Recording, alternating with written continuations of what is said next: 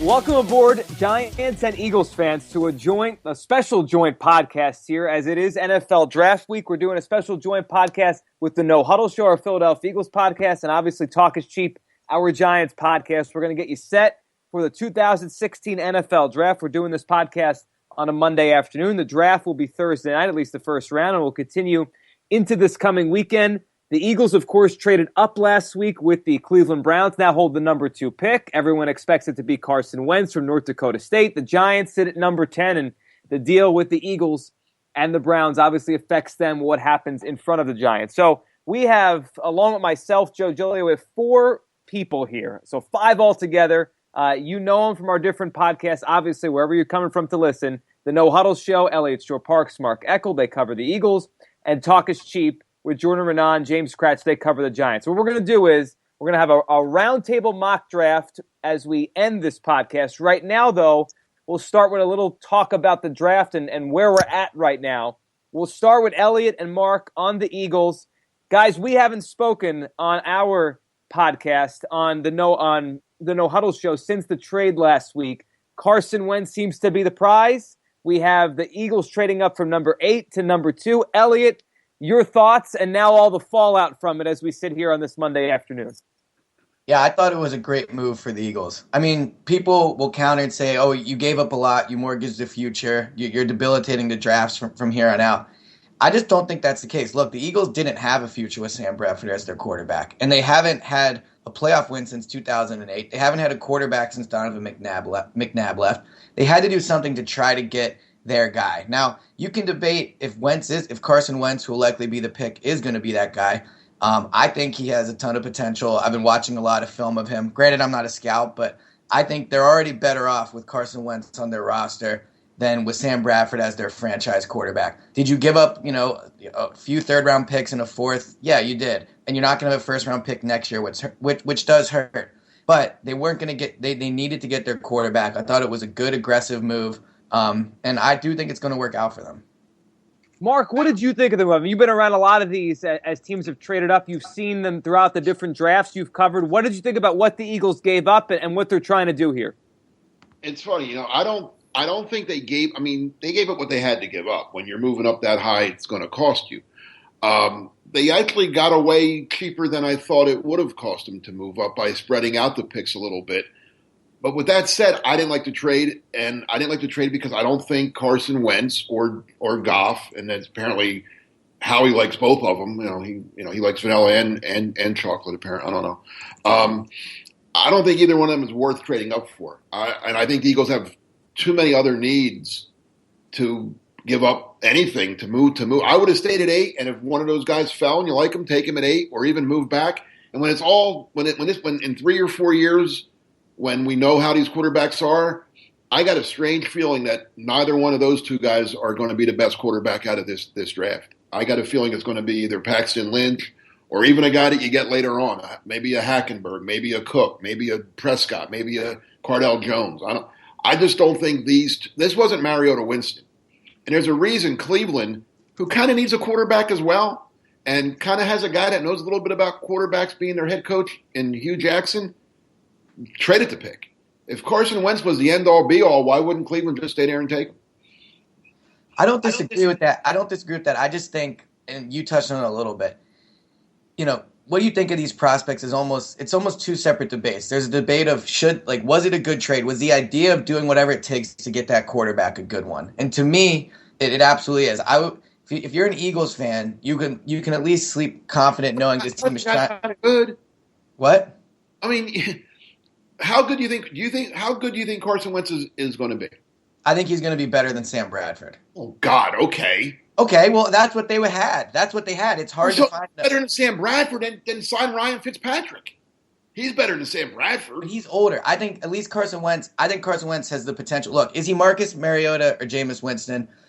You don't think so. I don't think so. There are people out there. If you told me you think Carson Wentz is going to be as good as Aaron Rodgers, yeah, that's a great trade. Well, but we're all guessing at this point. I mean, sure.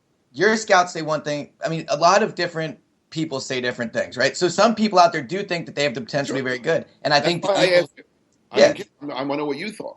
Right. I think He's better than Sam Bradford. But that's not exactly. Rather Wentz than Goff, though. I'll chime in from the peanut gallery, right, Mark? I mean, at least it's Wentz. I don't want Goff. No. I've seen a bunch of people that don't like Goff. Right. And I will say, at least Wentz, it's more like, well, nobody really knows because he's so out of nowhere, left field kind of deal. Wentz is the most mysterious player in this draft to me. Well, that's probably mostly because no one really saw him. I know, Elliot, you've been talking about watching him now. Everyone's kind of getting caught up on this. But if we're all being honest, none of us really sat there during the college football season and watched North Dakota State football. Our listeners, I can almost guarantee our listeners never watched a full game of his, except maybe when they were in the championship game, because they aired that on ESPN, and maybe you just were hanging out on a Saturday afternoon or whatever, and you watched it, and you probably didn't even know who the heck the quarterback was. Even that. Alcohol involved, so I probably wasn't paying attention. Right, even that's probably a stretch. You're right, Jordan. So we are dealing with an unknown here. Before we move to the Giants' perspective on what happened and how it affects them, I want to ask all four of you. We'll bring James in as well. We'll go with Mark, Elliot, and then we'll go to Jordan and James. We'll go in that order here. To justify what the Eagles gave up, and I know we probably all have a different opinion on how much it was in terms of was it crazy or was it fair? But they gave up a pretty good amount, extra number one picks and all that kind of stuff. What level of a quarterback do you think he has to be? You can give me a name of a current quarterback or just kind of a tier. Like, in your mind, what does Carson Wentz have to be, if he is the Eagles' pick at 2, to justify what they've done here? Mark, your thoughts on that? I would say he has to make a Pro Bowl minimum. Make a Pro Bowl, be one of the top, 5 to 10 quarter. Not he doesn't have to be the best quarterback in the league. That's hard to be. I mean, but in that 5 to 10, when people talk about who are the best quarterbacks in the game today, his name's got to at least be in the conversation. I think in a few years, when we're looking back on this trade and we're looking at where the Eagles team's at, we need to say, can the Eagles win a Super Bowl? And when we answer that question, it's going to be, do we think Wentz is good enough to be that guy or not? Now, he doesn't have to be a top 2-3 quarterback in the league to do that. But he has to be, I think he's got to be better than an Andy Dalton. He's got to be someone where you're not going into the playoffs and saying, this guy's a huge question mark on our roster. And, as Mark said, that'll happen by making a Pro Bowl, by winning a playoff game. I think that's what the Eagles need. They need to know that they've got the quarterback position solved. And if they don't, then it clearly wasn't a good trade, because you're still going to have to be looking for the next guy. Right. He has to be Donovan McNabb. He has to be Donovan McNabb. That's it. That's like the floor. Like, you're making this trade, he's got to be at the level that Donovan McNabb was, pretty much. Wow. I would disagree with that. That's pretty high. I mean, he's the best quarterback in the franchise's history. He doesn't have to be the best quarterback, but he's got to go to playoff games. He's got to win playoff games. He's got to be a quarterback who makes Pro Bowls and then makes you a contender every year. I mean, that's what you just traded for. You're going to trade up. That's what you're trading for. Yeah, I agree. I think name the quarterback that you think is the baseline for this guy can win a Super Bowl and the next guy below him can. I guess Alex Smith comes to mind. Maybe Kirk Cousins, if you think he could potentially win a Super Bowl someday. That's what he's got to be. No, you laugh, but I think that's what he has to be, a guy who can win. I don't think Kirk Cousins ever going to win a Super Bowl.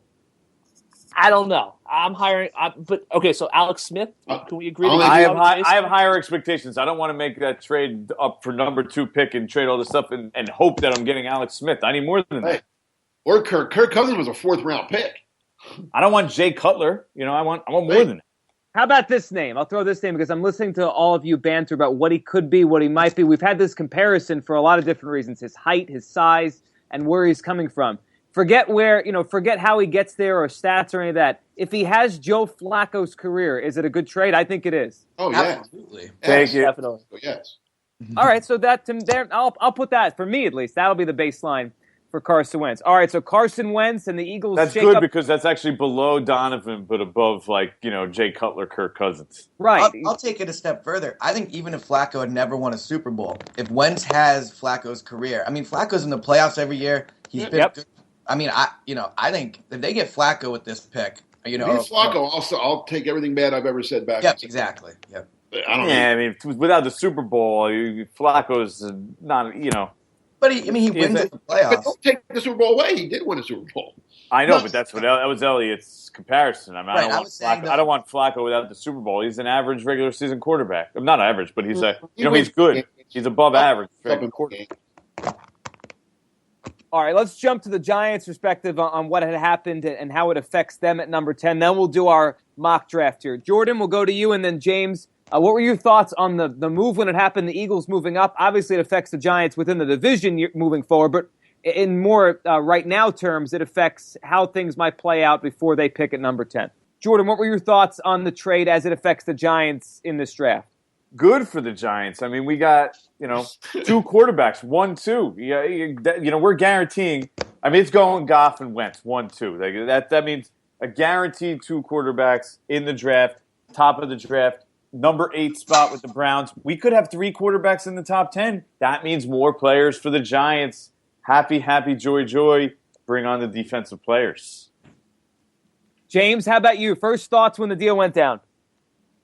Good. I think it's a good deal for the Giants. As Jordan said, you guarantee 2 quarterbacks going. Because I'll be honest with you, if the Browns decided to stay at 2 and they took a guy like Jalen Ramsey, maybe the Eagles were, I guess they were always going to try to get a quarterback. But if they hadn't done it, I thought there was some uncertainty before the trade about 2 quarterbacks going ahead of the Giants. I think it's a good move for them. I still think that they're going to need a little bit of luck to get one of those top guys to fall to them, still at 10. But the odds have increased now with the quarterbacks going 1-2 at the top. They have. It has changed things here, and we all project those quarterbacks to go 1-2. So let's do that. Let's get into our mock draft here. Here's how we're going to do it. Each of us, there are 5 of us, we're going to pick the first 20 picks of the NFL draft, which will come up on Thursday night. We'll each take 4 teams and go through this in order and make the pick. So we'll go around. We'll give the order out right now.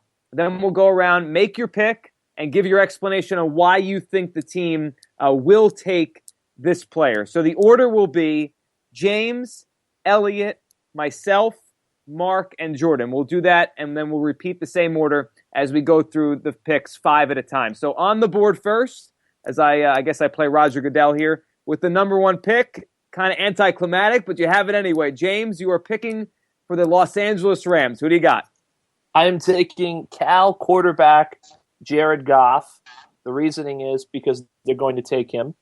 And I would say my biggest question is 2019 when they opened their Death Star Stadium, is Jared Goff the starting quarterback and Les Snead and Jeff Fisher have jobs still? That's a great question. I Jeff like Fisher James has a job. I mean, God. What the heck? He'll go 8-8. He'll go 8-8 every year, and they'll keep him around. Good for him. He's doing something right. Well, I guess he is. He's been around a long time. So, yeah, I like what James just did there. So we could all do the same thing, give the pick, the reason, and then I guess some analysis on what you think of how it's going to all work out. Elliot, you're up 2, the number 2 overall pick to the Eagles. Can I trade back to get more picks? No. I mean, I'm taking Carson Wentz just because, as James said, that's what they're going to do. I think it's a good pick. As we've just debated, I think he's got all the potential in the world. He's got a strong arm. He can run. And one more thing I'll say that we didn't touch on earlier, we're comparing him and Bradford. One thing I noticed when watching Wentz is he really, compared to Bradford, he's got, a man's body. I mean, he's got big legs. And you look, after seeing Bradford last season for Eagles fans, they're going to be impressed just on how much of a bigger guy he is than Sam. And I think that bodes well for his ability to stay healthy, which is half the battle, in the NFL. So you're telling me he has a good body, Elliot? Body is fire. He's North Dakota tough. He's rugged. Analysis. There's our analysis right there. All right, I have the 3rd pick. I'm on the board for the San Diego Chargers. I'll go with Jalen Ramsey for them. The defensive back out of Florida State could be a corner, could be a safety. People say he could play both and play him well. The Chargers need a lot of help there. They were awful. They lost Weddle to free agency, so they could put him a corner or safety. And I've heard people say he might be the best player in the 2016 draft. And I think this one, of the first 3, I think this is the one that I don't really have any concerns that he's going to work out. The quarterbacks you always wonder. I would think Ramsey's going to be a good player. So I think the Chargers get a pretty safe and a pretty good player with Jalen Ramsey, number 3 to the Chargers. Mark, you're on the board for the Cowboys. The Dallas Cowboys will get the best player in the NFL draft when they select Ohio State defensive end Joey Bosa. Greg Hardy's gone. He comes in, takes over, starts at defensive end, and look out for the Cowboys next year. That defense will get a lot better with Joey Bosa on it. Certainly a need. They got their whole team suspended at that position, don't they? Almost. Everyone, all the kids, party's not there anymore. Mark, you tricked me for a second there because when you started saying best player, Ohio State, I thought you might go with the running back. No, I don't want to think of running back at 4. Nobody running backs are a dime a dozen. It is All right. Jerry though. Jerry Jones, he has. And they'll hold. Gary wanted Johnny Manziel too. They'll tie him up again, put him in the closet. Might be the best This thing. draft the last couple of years have been very good, by the way. Yeah, they have their drafts. They've been very good at drafting. Yeah, they built that team up, obviously, very well around Roma. All right, so we have the first 4 picks are off the board. We have the Rams going with Goff. We have the Eagles going with Carson Wentz. The Chargers go Jalen Ramsey. The Cowboys go with Joey Bosa. And now we have Jordan, you're up for the Jacksonville Jaguars. I mean, I'm sitting here at 5, and Laramie Tunsil's on the board, so I'm taking him unless somebody wants to trade with me. If Tennessee wants to come back in, number 5, hey, I'm all for it. Anybody who wants Laramie Tunsil, come get it. He's going 5. He's not going past the 5th pick. There's just not happening. He's the best offensive lineman in this draft by far. Best player on the board goes Jordan with Laramie Tunsil, offensive lineman, to the Jacksonville Jaguars. We're back to our original spot in our order. That means James is up with the pick at number 6 for the Baltimore Ravens. It's funny. I thought maybe I would have a decision to make, but I really don't because Tunsil's off the board and Bosa's off the board. I'm going with DeForest Buckner, defensive end out of Oregon. Even if Tunsil or Bosa were here, I think that would probably be the pick for Baltimore. They're kind of a risk-averse, keep it safe in the first-round team. Buckner's a clean player, has no red flags, and he's going to be really effective in the middle of their defense. So that's why I would go at 6. Go ahead, Mark. You wanted to make a point? Yeah, I just wanted to ask James, did you think at all about Ronnie Stanley there? I did, and I think it would definitely fit them because they obviously do have some needs on the offensive line. And, hey, it worked out with Ogden back in the day. But I don't know about you guys, but I think a lot of people think Buckner's going to be a really good player. He might be the best player in the draft. I could see him going 3 to the Chargers. So I just think if he falls there, and there's no concerns, he seems like a guy who makes sense. I think he might be the safest pick in the top 10 besides a guy like Ramsey that we have. Okay. You know what I'm going to say? There's so many best players in the drafts. I think it tells you all you need to know about this draft. I don't think any of these players are like that far above everybody else. I mean, everyone's making an argument. There's like 5, 6 guys everyone keeps saying is the best player in the draft. And guess what? The night of the draft, every team's going to say that whoever they get is the best player in the draft too. That's a good point. And then years from now, there'll probably be 1 or 2 that stand out above, everybody else. So we have Buckner go at 6. Elliot, you're now on the board for our old friend Chip Kelly, now with the San Francisco 49ers. Who do you pick for them? So I was debating Buckner if he was going to still be there. But I think I'm going to go with Vernon Hargreaves, cornerback out of Florida. He might be a bit of a reach here, but the Niners went hard after Sean Smith, didn't get him. They tried to sign Josh Norman a few days ago when he was let go by the Panthers. They didn't get him. Hargreaves is a little short for Chip's liking. He's only 5'10", but I don't really think – Chip, he's working with Balky at this point. I think Balky's going to have more of a say over who they take than Chip will. They need a cornerback. I think Hargreaves is very good. I think he could be as good as Ramsey. So this fills a need for them. Maybe it's a little bit of a reach, but I think Hargreaves is a good combination at this point of a really talented player and also filling a need. Yeah, it'd be a good pick for them. And they obviously need a lot of help on defense because they've had a lot of defections over the years. So we go Hargreaves by Elliott to the 49ers. I'm up now with the Cleveland Browns at 8. They were at 2 just a week ago, but now they've switched places with the Eagles. And there's been a lot of talk that maybe Paxton Lynch fits here, a quarterback. I've had a feeling for a while, even before the trade with the Eagles, that they're going to give this RG3 thing a year. Maybe they'll take a quarterback later. I'm sure they will in this draft at some point. But I think they're going to try to see what they could do with RG3 with Hugh Jackson there. And I thought from the beginning that maybe if they stayed at 2, Tunsil could make sense. They'd protect RG3 and build a line in front of him. He's gone off the board at number 5. But I think Ronnie Stanley makes a lot of sense for the Cleveland Browns at number 8. So I'll pick him. He could play right tackle for a year, and we'll see how long Joe Thomas lasts. But I'll go Ronnie Stanley at number 8 at a Notre Dame for the Browns. I think if the Browns stay at 8, that a guy like Stanley is, or Conklin if he's there, if Stanley's gone, is the perfect pick for them. Is one, Joe Thomas, he's a guy who doesn't have a whole lot of time left, and he might not be on the roster if they come to their senses and trade him. And two, it's just a safe pick for a team that is going to be so bad next year that they're going to be right here at the top again anyway. So they might as well just put a shot in the fairway, take an offensive lineman, and just look to the future because that's all they have is the future. Don't be surprised if Joe Thomas is traded too. Wouldn't be a total shocker. I've heard that out on the, I've heard that out there that that was still being discussed in some avenues. Didn't that almost happen last year during the season? Weren't there rumors about the Broncos, and they were kind of exploring a Joe Thomas deal last year? Am I right about that, Jordan? Yeah, he almost went to the Broncos, from what they said. Just they couldn't get it done in time. Right. What do you think about this, Mark? Could a team, and I was going to ask Jordan or James, could a team that plays at MetLife Stadium be interested in Joe Thomas? I think they would be. I don't know if they're really willing to pay that price. I mean, it's an older guy getting paid a lot of money. The cap, all right. And you'd have to put your future left tackle and move him over, and they've been reluctant to want to do that so far.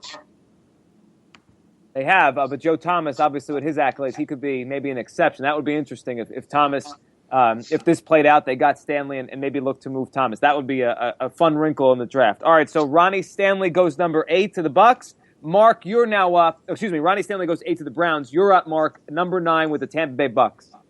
Yeah, and I really wanted Hargraves. So Too bad. He's Chip gone. stole him. Yeah, yeah. Well, that's okay. I'm gonna. It's funny that I'm gonna make this pick because I wrote Monday morning that this guy might slip out of the top 10.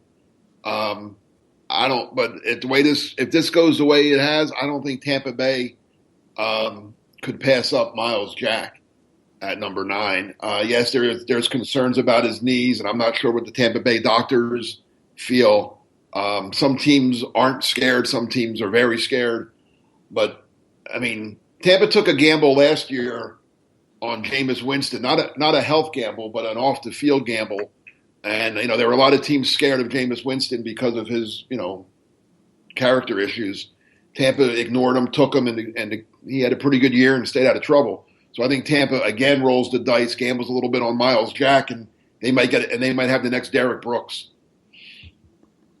And if they do, it would obviously be a great pick. And I know it seems like all these different teams have different thoughts on what Jack would be. So he's around this time, he's going to be a polarizing pick wherever he goes. If he had lasted, I would have been fascinated to see what Jordan did at number 10 with the Giants. He's off the board. So Jordan, you're up. I think I would have passed. Okay, you would have passed. I did Jordan a favor. I think I would have. Yeah, he did do me a favor, but I think I would have passed at this point. I mean, this is the most injured team over each of the last 3 years.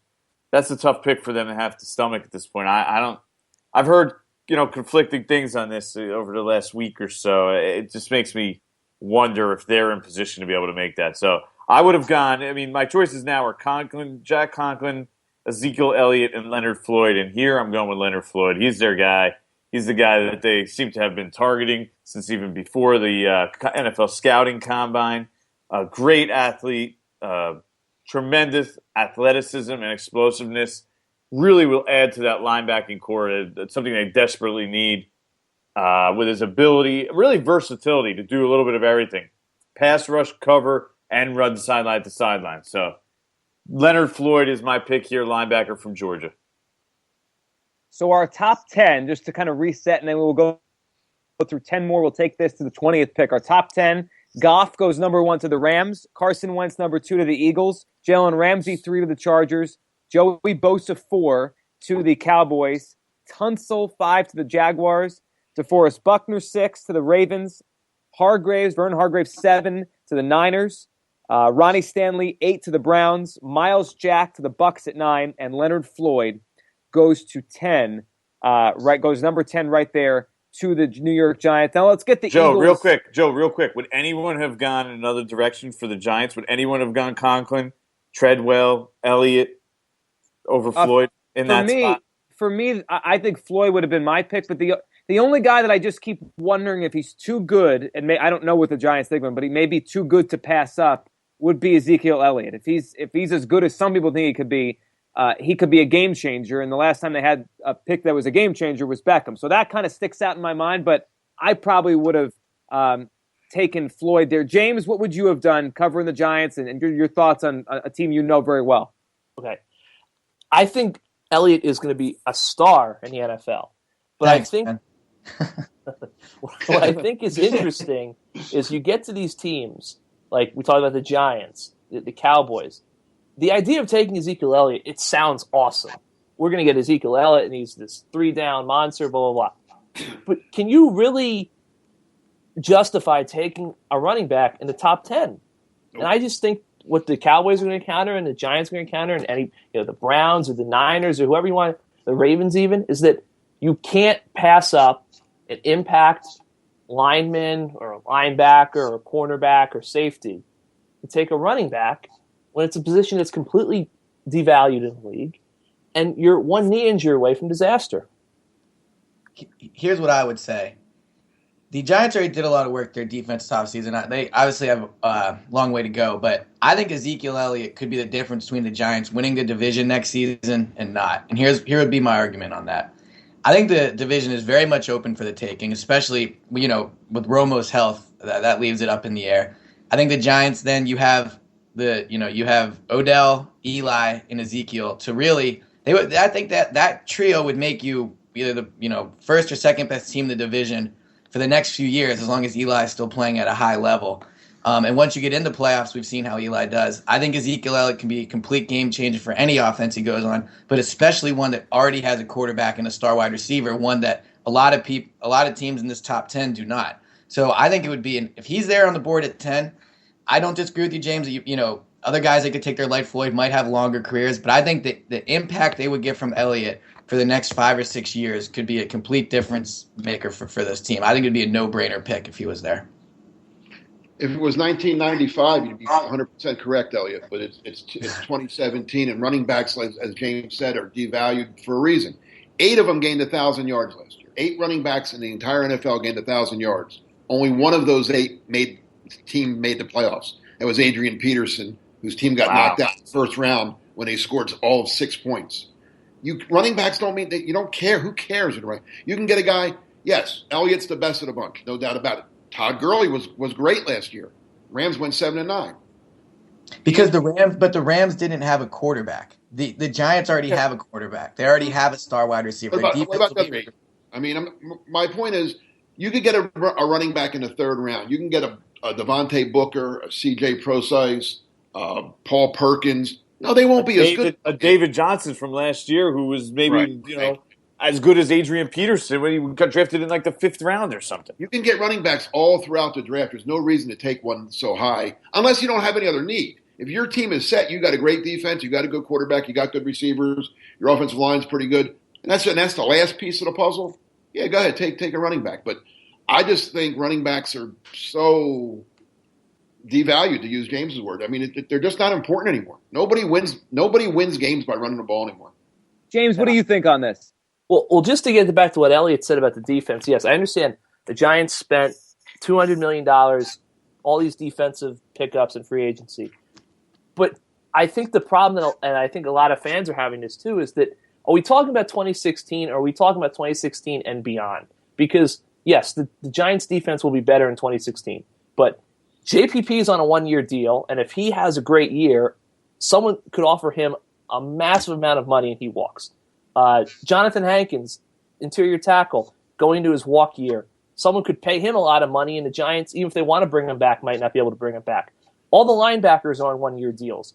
You don't even know if you have a free safety who can play on your roster. You might have to go get a free safety next year. You don't know anything about the depth of your defensive line. You've got a lot of young guys who have to prove it and haven't done that yet. Dominique Rodgers-Cromartie is getting past 30. You don't know if you're going to keep he'll be over him 30 next year. So, I mean, the Giants, they could have 6 starting jobs potentially open next year on their defense. And everybody says, they signed Vernon and Jenkins and Snacks. It's over, Super Bowl, here we come. But I just think that, yes, maybe Elliott helps them win the NFC East in 2016. But what's going to happen in 2017 when the defense either loses a bunch of guys or has guys prove that they can't get the job done? All of a sudden, you're rebuilding the defense again, and you're starting from square one, in my opinion. You go offense, and it's the 5th straight year they go offense. If you're not investing in that defense, you don't get those building block pieces. They're just, it's hard to get these guys in free agency and pencil them in as building block pieces. I mean, you don't get all pros in free agency. It just doesn't really work that way most of the time. They gotta invest in that linebacking core, those pass rushers in order to be good. Like James said, looking at it as they get Elliott, they could contend for the division immediately this year. Very short sighted, in my opinion. You gotta look longer term. It's a 2 or 3 year investment where you're really looking at your first round pick making a really significant, huge impact, and you got to be all right with that and start looking at getting some of those guys on the defensive side of the ball. Before we move on to the back end of our mock draft, or our last 10, I just want to throw this at all of you. And I have one that is kind of in my head, but maybe you guys have another. To go back to Elliott's point a few minutes ago, that if the Giants did draft Ezekiel Elliott, they would have kind of whatever you want to call it, the three-headed monster. They have Eli Manning at quarterback. They'd have Odell Beckham Jr. at receiver. They'd have Elliott at running back. Now, I don't know, maybe you guys don't think that kind of trio is as valuable maybe as it used to be, but off the top of your heads, could you think of a better quarterback, receiver, running back trio in the NFL? The only one that comes to my mind would be what the Steelers have with Roethlisberger, Antonio Brown, and Bell, and depending on how good Elliott is, it could be kind of close. Can you think of another one, and how much does that matter? Elliott, I'll go to you first because you brought it up. Well, are we assuming the Eagles are keeping Sam Bradford? So who would you go? You go Bradford, Ryan Matthews? And I'd probably put Aguilar, I guess, right? Okay, yeah, that's fair. The law firm of Bradford, Matthews, and Matthews. Yeah, that's a good one. I mean, off the top of my head, I can't think of one. Well, no, I mean, especially when you consider the youth. Obviously Eli Manning's up there, but when you consider the fact that Odell Beckham and Ezekiel Elliott were both not even remotely close to their primes yet. I mean, Ezekiel Elliott hasn't even played. So, yeah, I can't think of a better trio.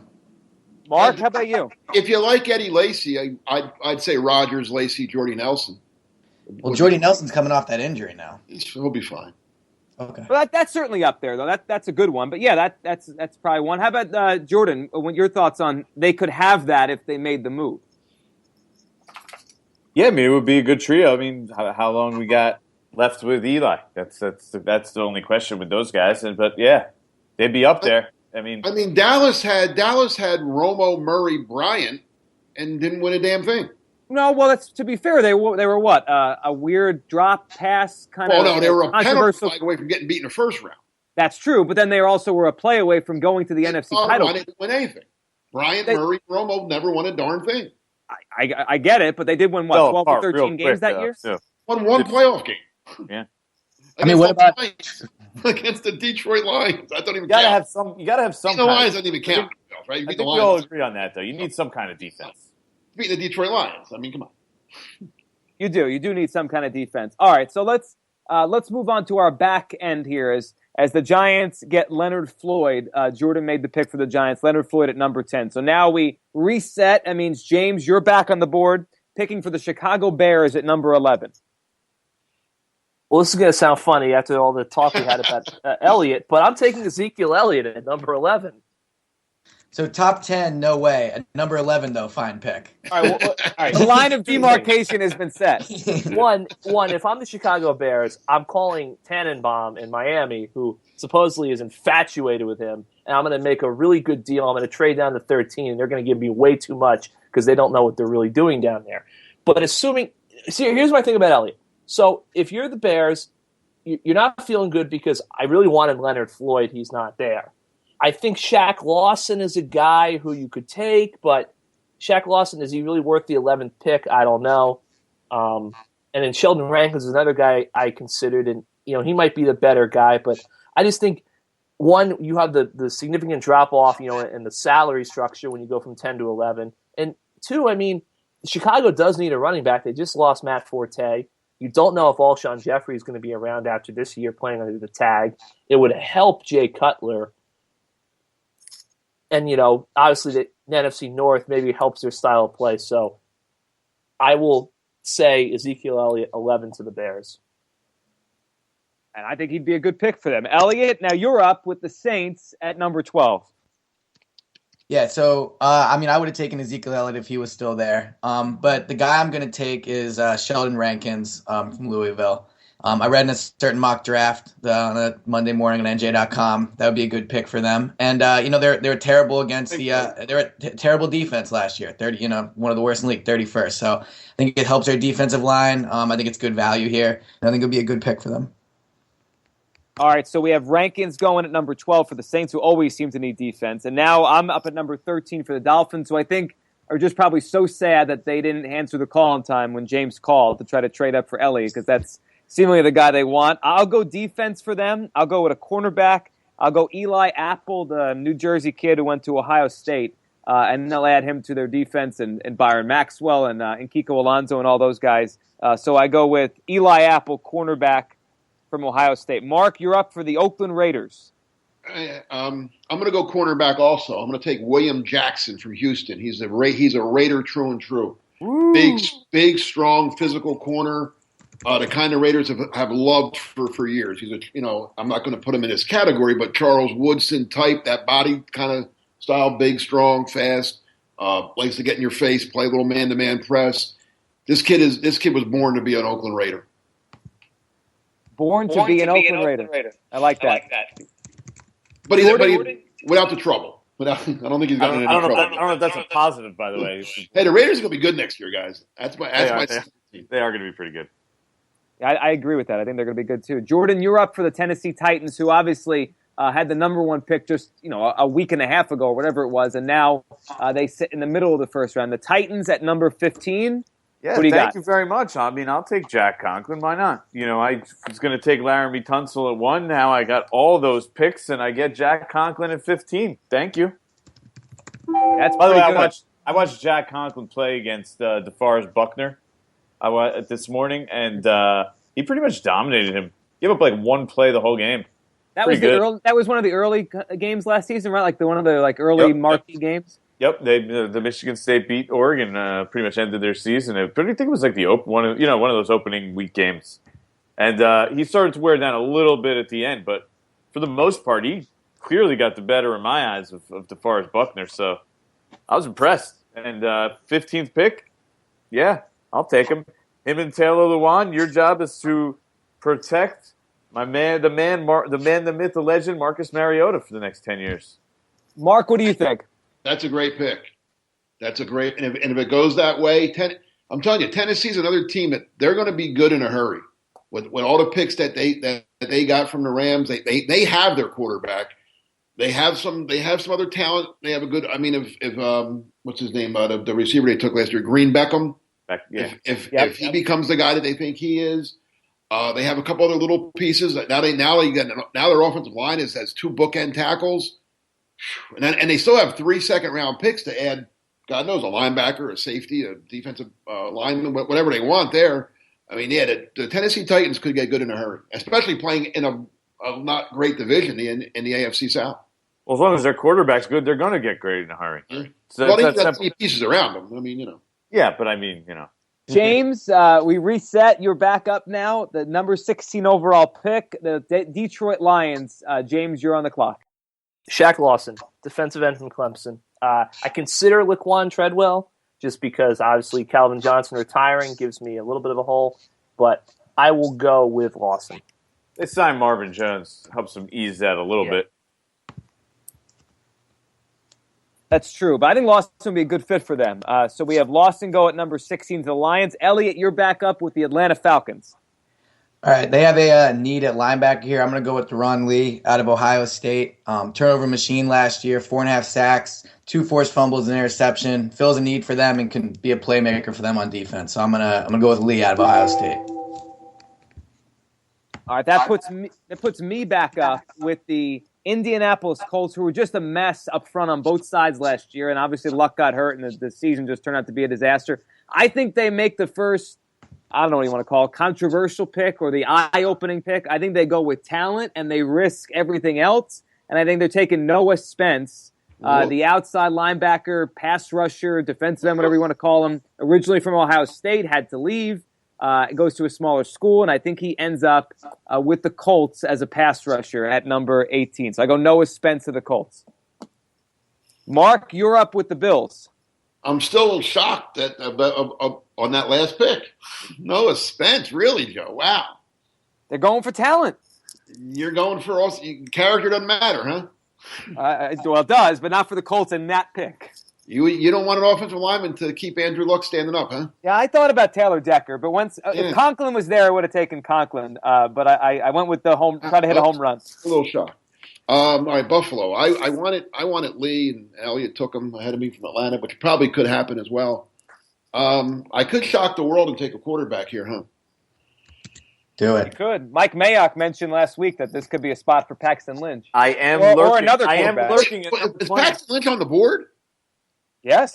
Oh God, give me Paxton Lynch, and Buffalo's going to be good for a while now. Yeah, give me Paxton Lynch. I didn't realize he was still on the board. Last week, the Jets at 20, by the way, me just got upset because we were lurking for Paxton Lynch and we were trying not to say anything.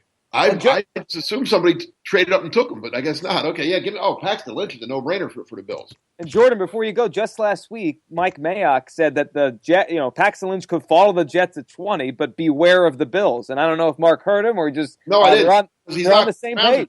The Cleveland Browns are taking Paxton Lynch. Mark sold on the Browns. Maybe not at 8. Maybe they go down again. Down with Tennessee and get him at 15, but they're going to – the Browns – Paxton Lynch will be – we will see Paxton Lynch opening day at Lincoln Financial Field. Lynch versus Wentz on the bench. They'll have a contest during the pregame that you can throw further. They'll put on a show like Beckham. They'll do like pregame shows. Jordan, before you go, James, what are your thoughts on Lynch and the Bills? How does Lynch help Rex keep his job? I just don't see that.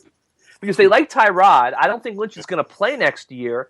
And it just seems to me that Rex has to put up or shut up this year, or he's going to be gone. I'm not worried about Rex. If I'm the Buff, I mean, Rex doesn't make the pick, right? Yeah, I hope he's not making the final decision. No, I understand. I'm just saying. I feel bad for Buffalo if he's the one ultimately making all the personnel. I just think that the Bills should try to help the defense. I think Nkemdiche has got Buffalo Bills written all over it. He's the Rex Ryan player. He's Rex Ryan's player. I agree with you. I mean, I agree with you, James. That's who I was ready to take until I realized Lynch was on the board. I don't think it's like the Eagles not passing up a franchise. I think Paxton Lynch could be just as good as any quarterback in this draft, if not better.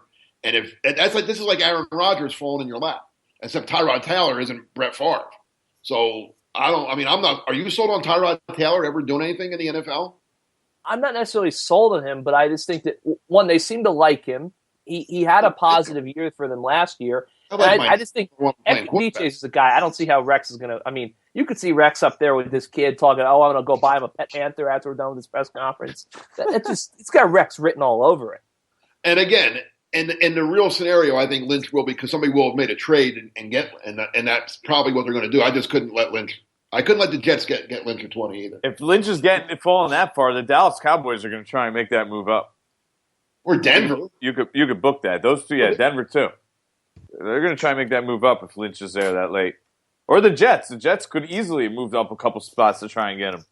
Yeah. Or the Eagles. Lynch won't last another quarterback at best. Can't have enough. Keep getting quarterbacks. And I agree, yeah, the Jets certainly could try to jump the Bills if they're afraid the Bills are going to make that pick. So, Jordan, you wrap up our mock draft. We go to number 20 with the Jets, who now clearly don't have Paxton Lynch on the board anymore. Where would you go for the Jets? Mike McCagnon is a shrewd evaluator of talent.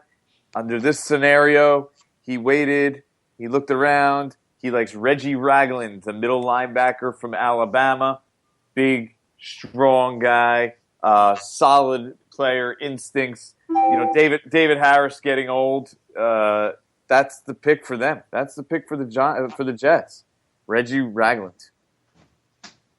Does Ryan Fitzpatrick come back, or the Jets going to kind of just wing it at quarterback? What do you think, Jordan? Well, you didn't get. I mean, I'm thinking about Hackenberg because Mark Eckel over there told me Hackenberg could be that guy. But Ryan Fitzpatrick is ultimately going to come back. He has nowhere else to go. Yeah, Eagles might sign him. if they trade, because we're investing in quarterbacks here to Philly. We're investing. Seriously, I know this is not a Jets podcast, but could somebody tell me where Ryan Fitzpatrick could possibly end up besides the Jets? Yeah, I don't think he has any spot. I don't. I think McCagnon's going to win. Not only, I agree with you, Jordan, he's a good talent evaluator, but I think he's going to win the negotiation because I'm with you. I don't know where Ryan Fitzpatrick goes. And even if they draft a quarterback, that quarterback they draft at 20 or 18, if they move up a couple spots, that guy's not going to be playing in 2016 with this Jets team. That guy's going to be more of a developmental guy who needs like a year or so, or at least, he needs that veteran aside from him. So Fitzpatrick's going to come back even if they draft that guy at 20. You don't want him learning from Geno? No, I don't think that's the way the Jets are going to go at this point in time. Geno's not a good just the hunch. Just the hunch. So Geno Smith will be a free agent. It would be kind of funny if the Denver Broncos picked up Geno Smith, though. Bring all the Jets quarterbacks in. Geno and Sanchez in Denver. Bring Tebow back to them. What the hell? Yeah, and then they'll win a Super Bowl, and everyone will laugh. Tebow actually won a playoff game in Denver. Before we wrap this up, the one thing I noticed, I just want to throw at you guys, it could have just been this mock draft, the way we all took players, and it just shook out this way.